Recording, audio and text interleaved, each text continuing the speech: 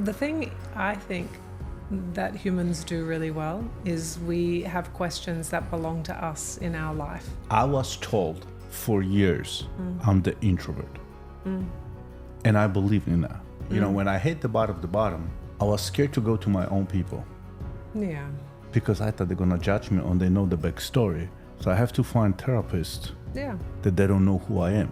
When you're ready, if therapy is right for you, if it's your thing, you'll know when to take or listen to that internal nudge. There are many ways to heal and understand. Therapy is one great tool. How do you tell people to trust the process and just like, Well, it's very courageous to trust the process. I always want to give kids everything I didn't have. Yeah. And now I want to give kids all the wisdom I didn't have. Since COVID, our suicide numbers are going up and up. It was 720,000 last year. We're already at 680 this year. Right. What do you think the number contributes to? I keep saying it's my perspective on it and, you know, my belief that the biggest drug in the world is isolation. You are. The bigger shoulders that you have, the more somebody's big problem to them, the more familiar you are with it. Because forgiveness is not easy. Forgiveness is not, there is no one way. So guys, listen carefully. We're gonna share the wisdom. Welcome to the Mastering the Inner World and Outer World podcast. Today I have a Megan Tuohey with me. She is a relationship expert, coach, and founder of Making Relationship Work. And brother, buckle your seats because today we're gonna talk about relationships. But I know what you're thinking. It's like, yeah, you know, how do I deal with your mom, with your wife, with your husband? Actually, we're gonna talk about everything. We're gonna talk about relationship with ourselves, with God, with family members. Can we talk about toxic relationships too? You can. You can. Yeah. So it's gonna be amazing. So Meg, how did you start it? Like how did well, thank you for coming. You're all the way from Australia. I'm so blessed and humbled to have you here. I really appreciate it. Just before the podcast, I found out you number 18th was number 18th educational, you know, on the chart. So I was like, thank you. So guys, listen carefully. We're gonna share the wisdom. Tell me how did it started? How did it why relationships, relation coach? How did it started? It's a great question, and thank you for having me. Thank you. Really happy to be here in Florida, in Miami.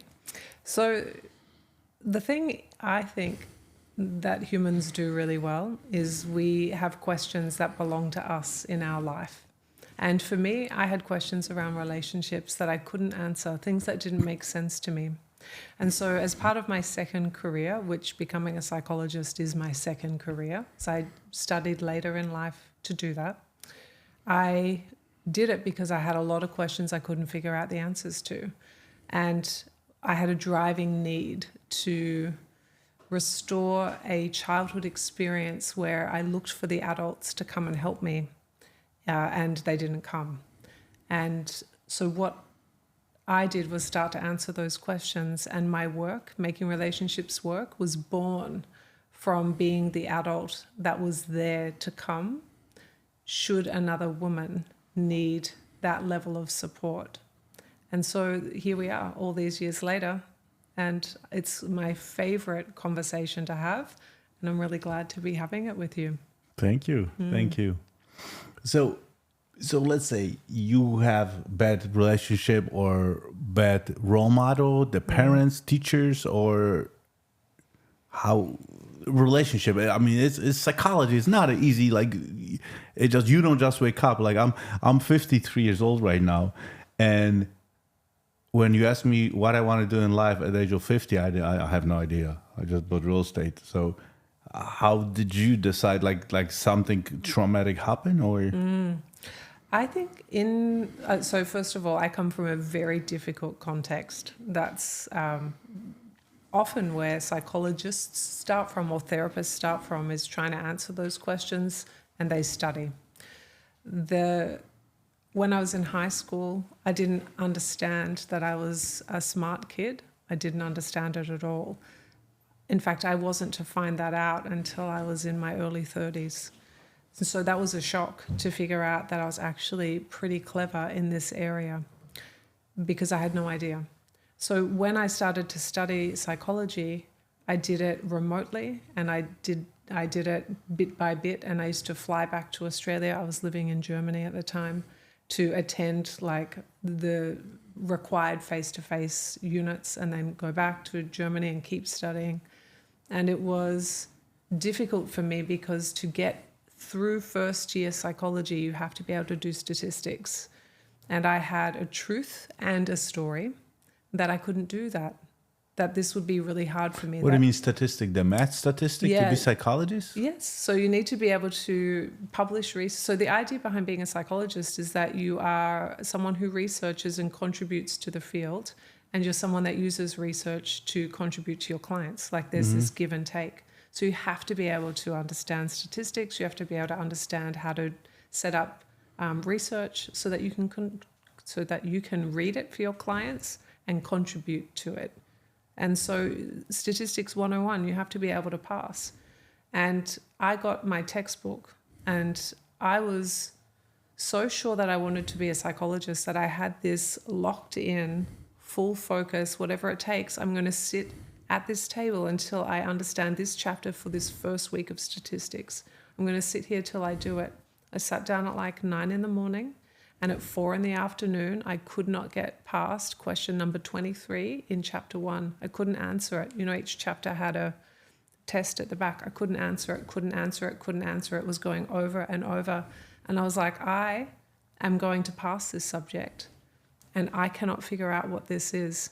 And my beautiful husband came home from work not long later, and he speaks quite well in the fluency of numbers and statistics and that kind of thing. And I said, honey, this is the first chapter of the first week of the first unit I have to do. I have to be able to write a thesis at the end of my 4-year degree. Like I have to be able to do this to be a psychologist, and I cannot answer this question. And he said, let me help you. And so I showed him what I was trying to do, and I showed him the question, and he looked at my workings and he said, your workings are correct. And I said, but look at the answer at the back of the book. It's not the same answer. And what we worked out was that the answer at the back of the book was incorrect, and I had sat there for 6 hours trying to figure it out because there was no way I was not going to become a psychologist. Nothing would have stopped me. And yet my first career was not in psychology because I did not do well at school. I did not understand my beautiful brain, and I did not have systems and infrastructure that allowed me to support myself to be successful academically. Okay. It's fun you said the brain. And the funny thing that I talk about brain health because I realized how quickly it took me down. And I never appreciate our brain. I thought it's like I took my brain for granted. And now I don't think I'm going to be a psychologist, but I want to know, like, you know, how people act, you know, how people think, and what is all the pain or the wisdom and consciousness coming from. Oh, it's a fun topic. Yeah. Yeah. So what is the shortcut to have the awareness of understanding people? Let me rephrase a better question. When you enter the room, you meet somebody first time. What are you looking for? Well, it really is contextual, isn't it? So my read on people is pretty detailed, but that's the kind of brain that I have. And this is my special interest area. Humans and relationships are my interest area. So I am always looking to map somebody because I find it really interesting. If I was to offer a general answer, what you're looking for is congruency. And where there is difference, you're looking to bring curiosity to understand the difference. Because like a lot of us, like it's like, because I was told, and you can help me with that, for years, I'm the introvert. And I believe in that. Meg, hell no, I'm not an introvert at all. Like you cannot get me shut the up now anymore. How, like, why we believe in something that was told us for so many times? Why do we believe in stuff that somebody doesn't know us and then tell us that who we are, and then we take that and we believe it, and then we create identity from that? I think there is this word is really out of vogue, and I like to use this word a lot, but I want to operationalize it. I like the word maturity. But I don't mean it that you are immature. I just mean that over time we build more wisdom and understanding and depth of ourselves through maturing through life. So it makes sense to me that you received data from people, probably trusted advisors, who said, well, here's what it looks like you are. And you just picked that up and put it in to your operating system. Maturity is where you sift and sort, and someone offers you that piece of data and you pick it up and you play around with it and you test it. And then you decide if you're going to integrate that into your self-identity or if you're not. But that takes discernment, attunement, and experience. And we only gather those over time. So it's reasonable to me that you didn't know that at the beginning, but that you've come to understand that now. But what happened is it took me years to raise my awareness. Like, I wasn't aware of it. I think I am the way I am. I act the way I act. And I didn't know that I don't connect with people. I thought that I'm a weirdo. Yeah. Because, whenever I said something, I would just completely block. I would go like the tunnel and I would go 120 miles an hour. Yeah. And I would not allow any distractions. Yeah. But it cost me, 2 divorces, disconnected with kids. So, and then I come to you. Because I count many coaches and many therapists. When I hit the bottom, I was scared to go to my own people. Yeah. Because I thought they're going to judge me and they know the backstory. So I have to find therapists that they don't know who I am. I think there's nice in anonymity. That's nice sometimes. Okay. Yeah, I don't mind that. But I didn't know how somebody's listening right now. They don't know how to, because what happens is I didn't know how to ask the questions. Yeah. There's something wrong with me, but I don't know what. I don't like how I feel. Yeah. So how do we guide them? Well, so the thing is, you're a really clever guy. And this piece of life was not a place that you'd invested time or energy or attention in until it became time for you to do so. And then you did full force like you do with the other things that you love. Yeah. And so it is really normal and appropriate to find somebody like a therapist or a coach or a psychologist who has specialized in those spaces and go to them and say, I don't know where to start. I don't know what my question is, but what I can tell you is what it feels like to be me right now. Can you help me make sense of myself? Because you're just leveraging somebody else's skill set. Just like if I needed help with real estate, it would be reasonable for me to ask you if I haven't got a background in real estate. Yeah, but remember with the real estate, okay, I want to make some money with you guys. What it comes, it's the stigma. Let's start with the stigma. And again, I'm speaking for myself. So whoever is listening, I'm speaking for myself. The stigma is there's something wrong with me. I'm stupid. I'm faulty. Yes, I'm broken. I'm faulty. I'm broken. The therapists are only psychologists or psychiatrists. Are only for, for those people. Exactly. Oh, not for me. Yeah. Yeah, I'm not one of those people. Exactly. Yeah. How... Yeah. And now I'm this is funny. Now I'm completely laughing about it. But I was one of those people. Yeah. That's who I was. Yeah. Truly, I drove to go to the therapist. I didn't know. I didn't want him to find out who I am, so I didn't want to give him phone number so they don't Google my name. Yeah. I didn't want to give him my name. Nothing. It's well, we got to fill the paperwork. Yeah. And so the first therapist I went, it was completely drive-by. The second one I already found on the internet because I didn't want anybody know about it. Yeah. And again, it was me. that I'm broken, I'm stupid, Yeah. I don't get it, Yeah. and I don't need that. And another thing, another stigma, they're gonna medicate me, Yeah. or they're gonna lock me up if they find out something. Lock me up. Oh, you must have been so worried. What's the bullshit? You I know, must have been I know. so Whoever's listening, But you but this was like, Right. and I know I'm not the only one. No, you're not the only one. No wonder you were so worried. That was actually so brave of you to go and get help. It was so brave. But and how we tell courageous. people, if somebody's listening to this right now, it's like, dude, that's me, that's me, That's that's me. okay. But I'm not gonna go. Well, maybe you might go when you're ready. And often people wait until crisis. So the thing is, I specialize in couples, and I have a really unique offering. I only work with women where everything else has failed, and their husbands they're either not wanting to participate in therapy because that failed, and they're the only ones left that want to work on the relationship. So I see this all the time. People only get to help sometimes when it's life or death, when it's crisis, when everything else has failed. And so as you're on that bumpy way down, and I have been there, not with my marriage, but in my other earlier contexts that I referenced earlier, you sometimes have to hit the bottom before you're ready to break the pattern and try something. And that is okay. I mean, in an ideal world, would you go earlier? Sure. But sometimes we're just ready when we're ready. We can't make ourselves wrong for that.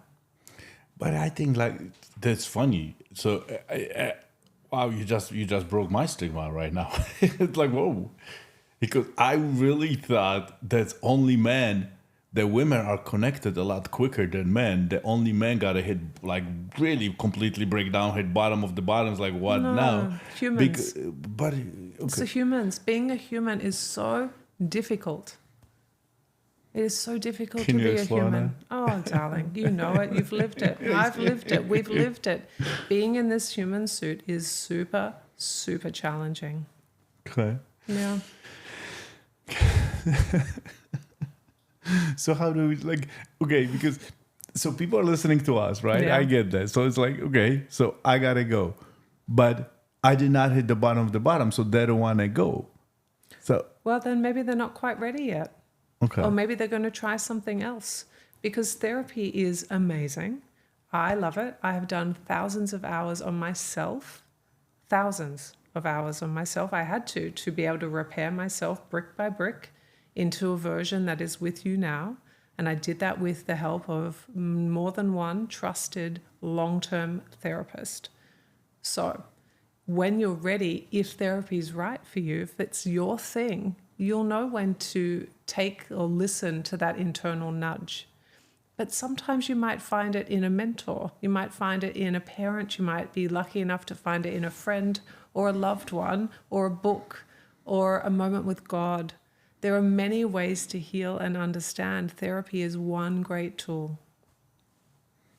How do you make sure, because like there are therapists and therapists, how do you judge like if Okay, well, this is a bit of my soapbox. Okay. Because not all therapists are created equal. Exactly. And yeah. Many therapists do, not intentionally, but they can be human, let's say it that way.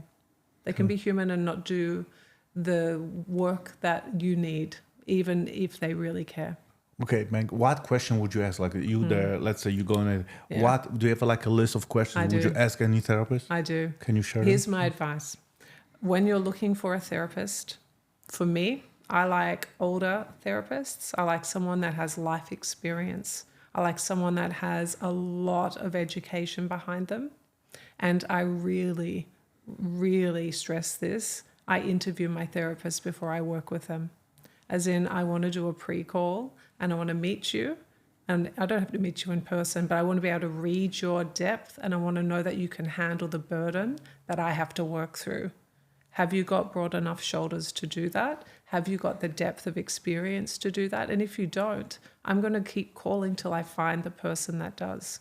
So that's how I do it. And when I recommend it to my women, I give the same kind of background, which is like, look for the education, look for the experience, and then look for the fit.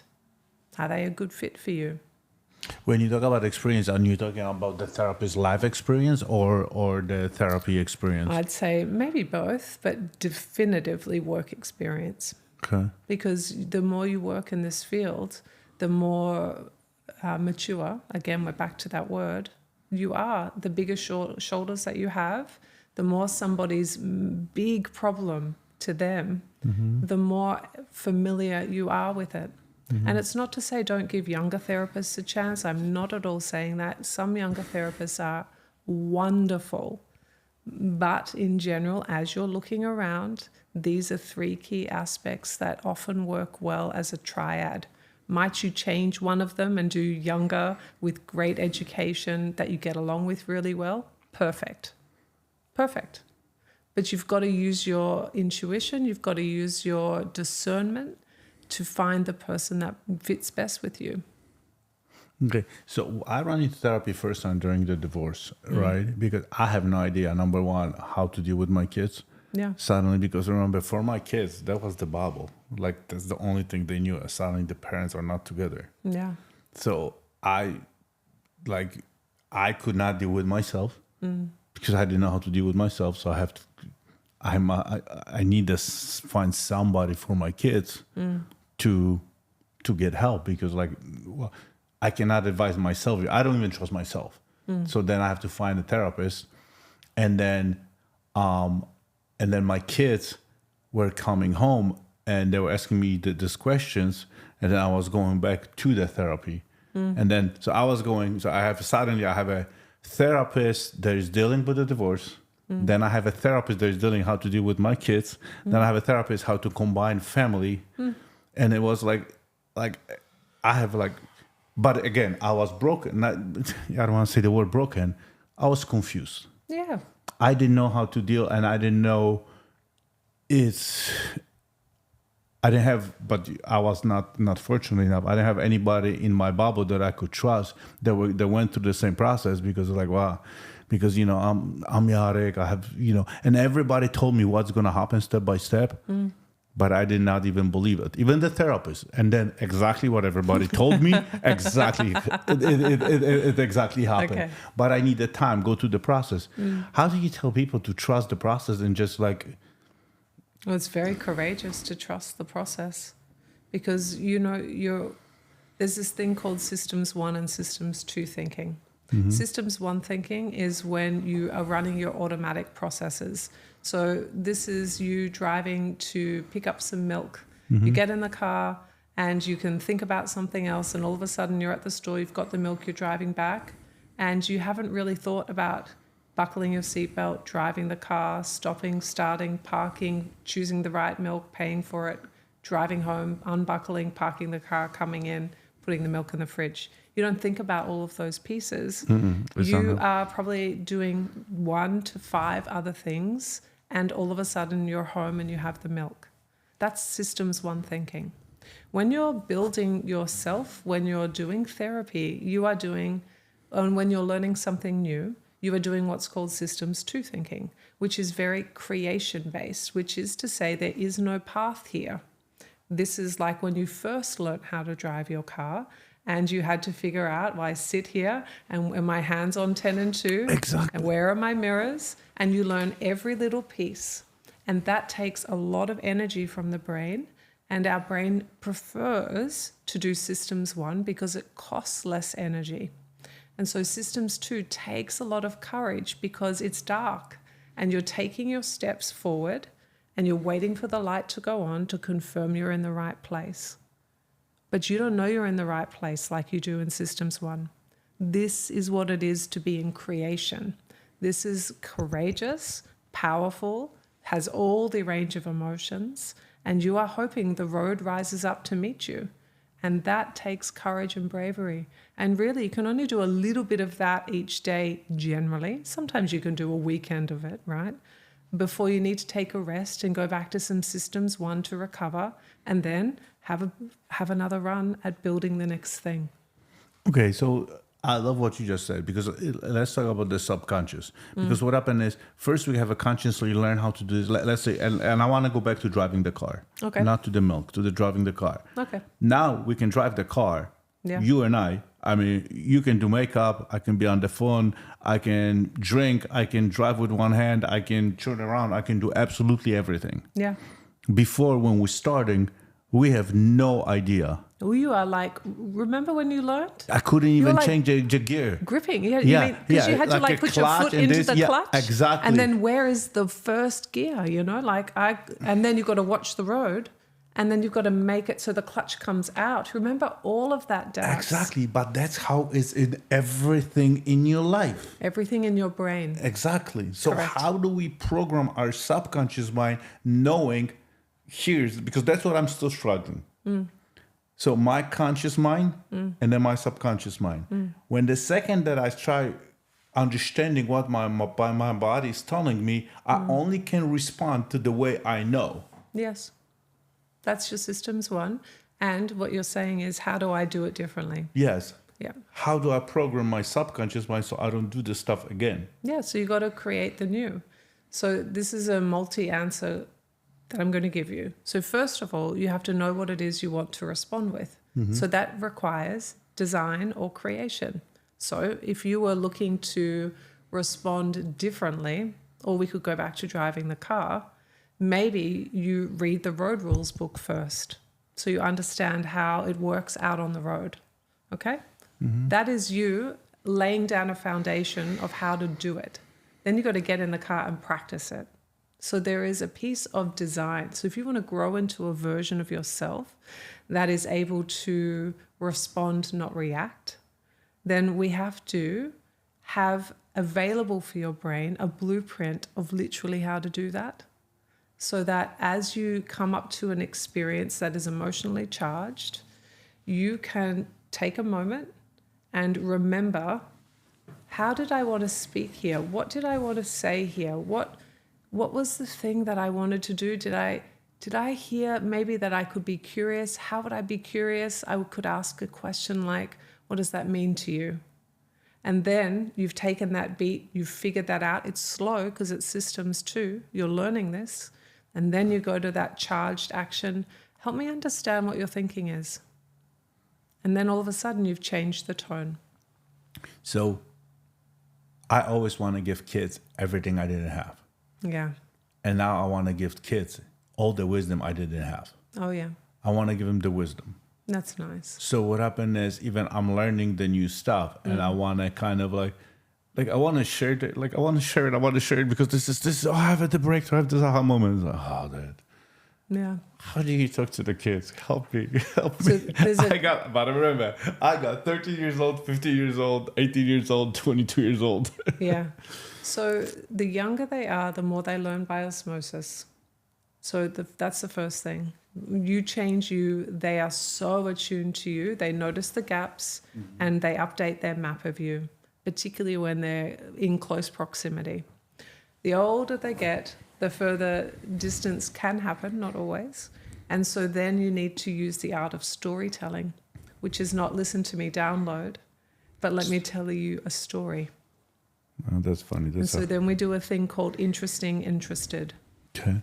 So interesting interested is sharing something that is interesting that requires nothing back from the other person. So it might look like this. Jarek, oh my goodness, you wouldn't believe what happened to me today. I was listening to this podcast. I learned this thing about systems 1, systems 2 thinking. I now understand how I learn. When I'm learning something new, I'm going to break that thing down. This is what all the humans do, into small parts. It's going to be really uncomfortable. And oh my gosh, it makes sense to me now why sometimes I struggle to adapt to something new. It takes me so much energy. It's why I get so tired. Done. That's it. And that person, let's say it's your child, they're 18, 22, 13, whatever, is washing the dishes alongside you. You do not require them to say anything back. They might say, oh, can you take me to my friend's house later today, Dad? And you say, yeah, sure can. And you just share those interesting stories relentlessly. Just relentlessly. Small bite-sized pieces. And one day, that child of yours is going to offer you back an interesting story because you modeled what it sounds like to tell an interesting story. And you know what you do? you become interested. So what you do is you turn towards that child, stop what you're doing, and you're interested. And you say, oh my goodness, I have never heard it taught like that. How did you come to know that? What's it like for you now? How has it changed your life? Interested, curious. And that's how you build the culture of wisdom transfer within a family with no pressure. It's funny, I have a book. I really don't know how to ask questions. You know, like, you know, when I'm in Jessica, she could ask, like she could talk to kids for like, ask questions. I never even knew how to ask questions. You know what I mean? My kids, and it was like, when I ask questions, like, how was school? Yeah. There's no connection. No, that's a tricky question. Really? Yeah, because you can't really answer it. Yeah. So Yeah. it's like I'm still like learning. I'm still in the process. So it's like I just like read and trying to figure it out. But how do you build connection? What is like when you work with so many people? What is the biggest complaint about relationship between the marriages? Ultimately, I'm going to go high level. Ultimately, the complaint is that he or she is different to me. Indifferent? Different. That's ultimately what every marital problem boils down to, is differences. We find it very hard to tolerate the distress of having someone feel different to us. It hurts us, it worries us, and we make up all these stories about that person. But what is really the key thing that's underneath is that they're different. But we want them to be the same because it feels safer. And, you know, it's sort of like air on the skin.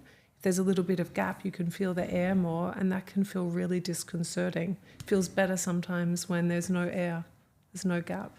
But differences makes us have a gap. So how do we tolerate that gap? When somebody's starting relationships, going to brand new relationship, what question you think you should ask? Because you know how in the beginning it's like you fall in love, you just connect, you have a lot of sex and blah, blah, blah. And then suddenly you realize like a few months later, it's like, who are you? Yeah. Like we never talk. Like what question would you ask and constantly like rephrase them on a, you know, weekly date nights or dinners or I think it is about what's important to you. What's important to you? What do you like? connection. How do I build stronger connection? Yeah. So I like when you want to meet somebody to test the resonance with them, it is about who are you, right? And that person can only answer you as much as they know. And as you're with that person over time, you're going to see that they evolve into newer and bigger and broader versions of who they are, and it's going to change. And one of the things we don't do so well is update our map of them. So, you know, when you first meet somebody and you're in that limerence phase of falling in love, and it's full of like endorphins and dopamine and serotonin, and it's like this chemical fire of falling in love, that can only last up to 2 years at maximum. And then after that is just normal love. And normal love's a bit boring. And without it, in those first early years, what happens is we become obsessed with knowing all the details. What do you like? What don't you like? And a really good story to tell is in those early years you find out, or you both really like an artist. Let's date ourselves. Let's say you really like Fleetwood Mac or Cyndi Lauper or Whitney Houston or Michael Jackson or whatever. Say that's one of those bands is the band that or singer that your loved one adores. Now, fast forward 20 years and you've got caught in the chaos of raising kids, making a living, running a family home, making sure that everybody has everything all the time that they need, because there's a lot of responsibility being an adult. Nobody really prepares you for that. And someone in conversation says to you, what is your friend, partner, husband, what music does he like?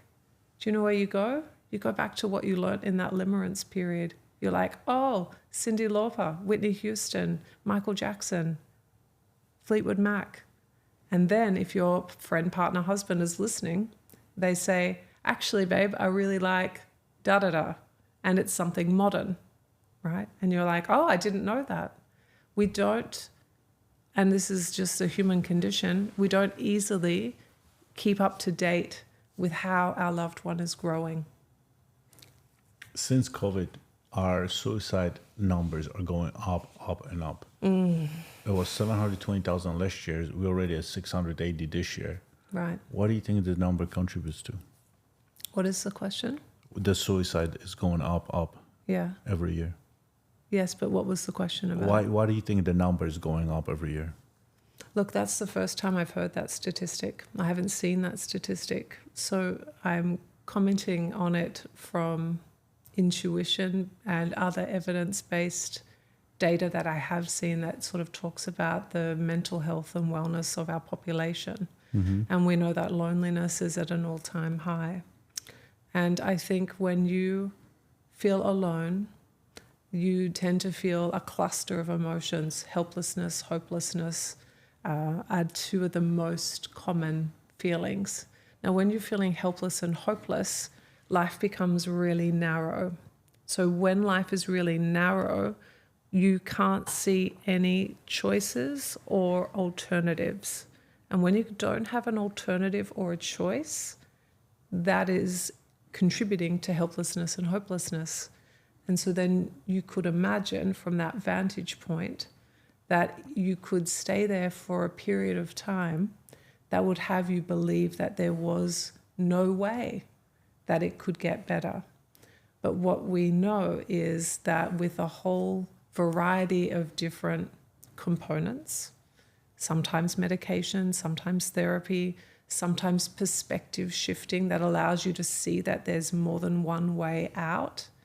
Once we have that perspective shift happen from whichever way it came for the person, generally things start to open and that person has the opportunity to start to build their way out.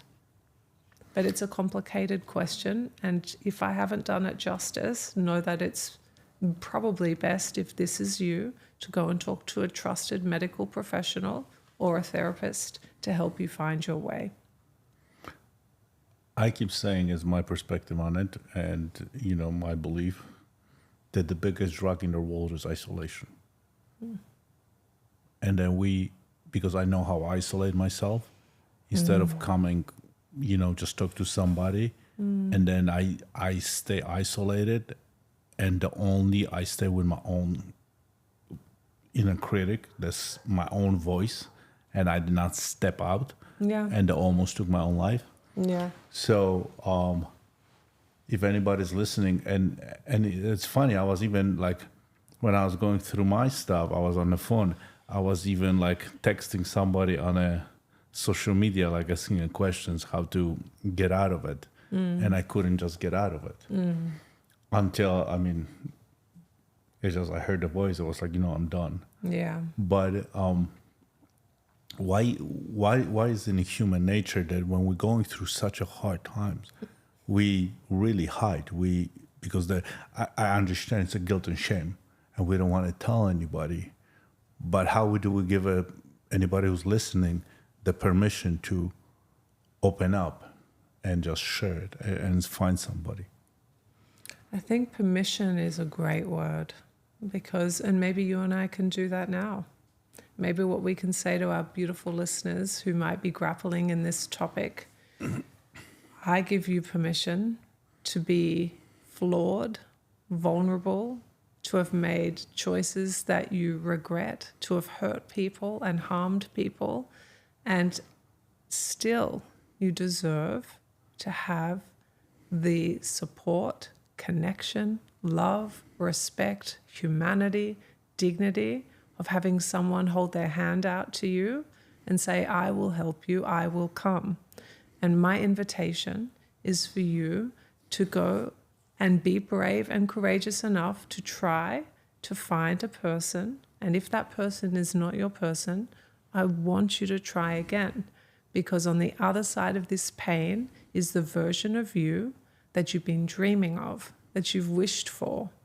And sometimes the only person that can come and get us is the adult version of who we are at this date and time.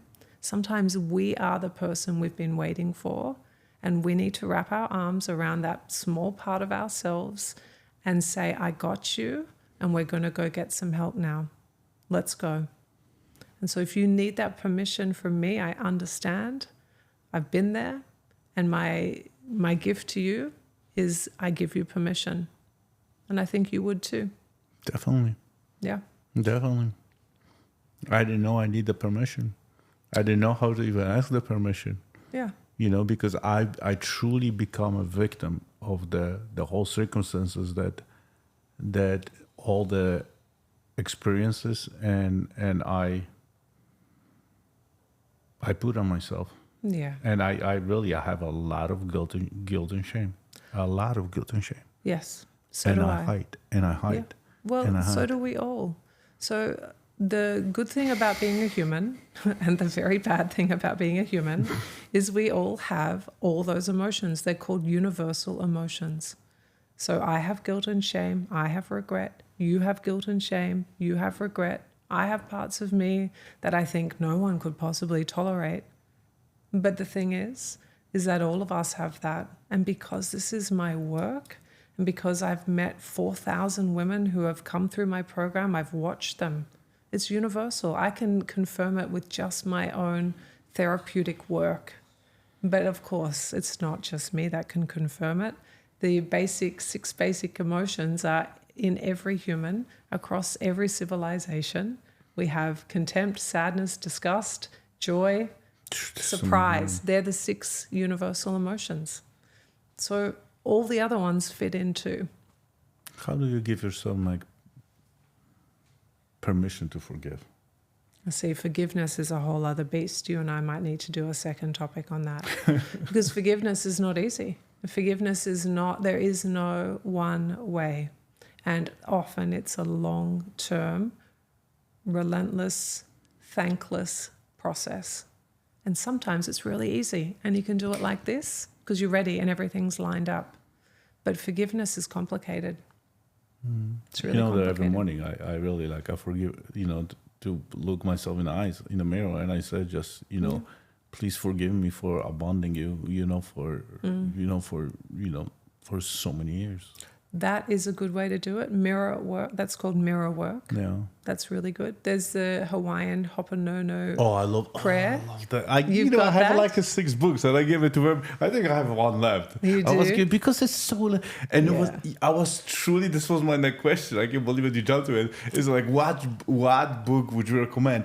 And the reason I recommend this book, because it's so thin. So even if you're not a reader, because a lot of people are I don't read this shit. I don't read. You know what I mean?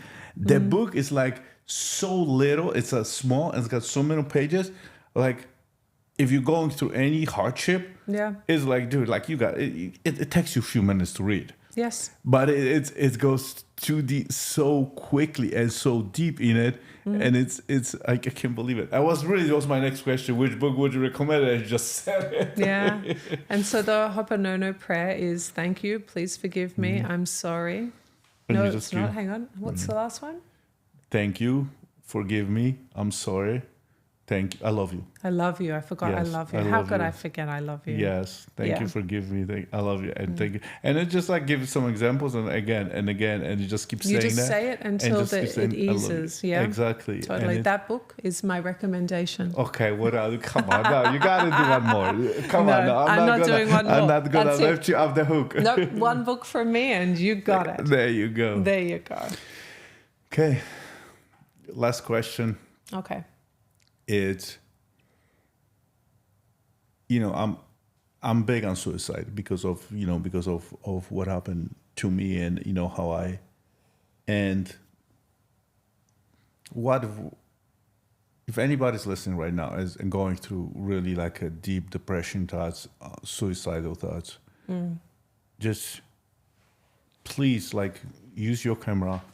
All right. Really and walk him through and just give him a word of love, hope, and understanding that they're not alone. And that's, how would you tell them? It's a big topic, right? Suicide is the end. You want the end of the pain. You want the end of the suffering. You've reached your limit. It's too hard. And probably legitimately, contextually, it is right at the edge of your limits. That's why it feels like it's the only option. So for that, I say, I see you. I acknowledge how difficult your context is. And I can see why at the edge of your limit, it feels like this is the only option. The thing that I want to bring you is that when we go back to that helplessness, hopelessness idea, that when you're at the edge of your limits, what is missing is an option, a second option or a second path. And that path can appear in the blink of an eye. Sometimes it's through a conversation, sometimes it's through journaling, sometimes it's through talking to God, source, universe, sometimes it's a hug or a friendly stranger or someone on the internet who says something kind, because the internet can be kind. And then all of a sudden that second path appears, and your job is to hold and trust yourself that you will find that opening that allows you to have two choices. And know that as soon as there are two choices, you might not love those choices, but as soon as you have two choices, hope will reappear. And it might be a small flame, and you're going to need to tend it, and you're going to need to get care. You're going to need to get a team around you, and you can do it bit by bit, brick by bit, brick by brick, and you can do it just one step at a time. And it is probably going to be the most courageous thing you've ever done. And you can do it. And it's possible. And what we don't know for you is what lies on the other side, into who you can bloom into when you're a person who has walked through this very difficult context that you currently find yourself in. And you have my full support. And you have Yarek's full support. And you have this community that Jarek has built, full support. Thank you. Remember, you got all the answers. You can go deep. Find us, subscribe. If you like it, you don't like it. If you think this can help somebody else, you know somebody in your bubble that is struggling, that you think you have not heard from him, call him, text him, reach out to somebody.